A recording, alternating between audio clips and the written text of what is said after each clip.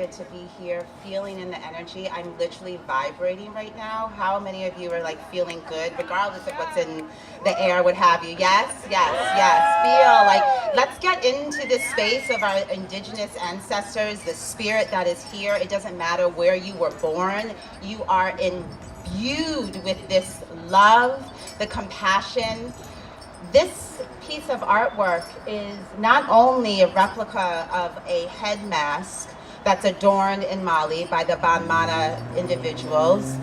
It's also representation of this boat.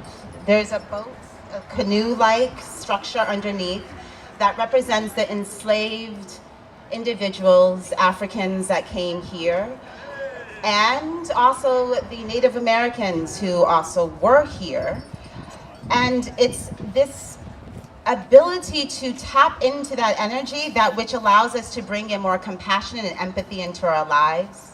So then we can share it and we can connect on this human spirit level. We'd be able to turn around or to look around and to see anybody who we look identical to, who we look exactly the same as. I don't necessarily see anybody here I look exactly the same as. Anybody look around, see exactly the same person? Identical? Anybody look identical? No.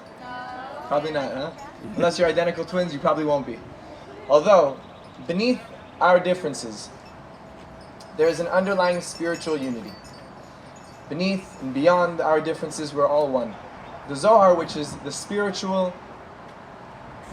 wisdom of Kabbalah, where all the spiritual wisdom of Kabbalah actually comes from, says that our underlying diversity is the quintessence of our underlying unity.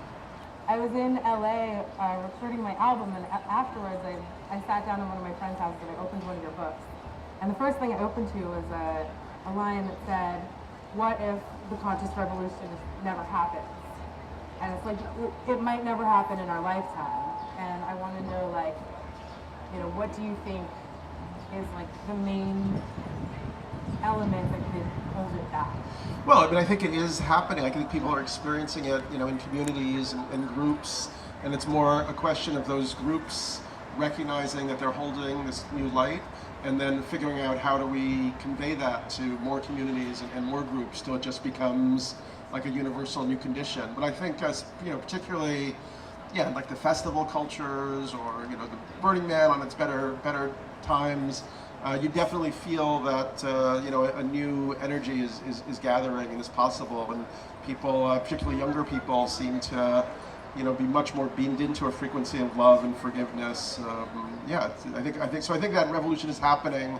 Whether it unfolds to become a global celebration and you know, we have Festival Earth, you know, in the next few years, that's something that we can't say. The experience of intimacy and vulnerability, that availability and opening of our hearts has become something that's harder and harder to do in everyday life when things are moving so fast, things are so digital. We spend time more intimate with our screens than we are with the people who we maybe even live with. And so my mission is to revive human connection as an essential, basic, foundational part of our lives.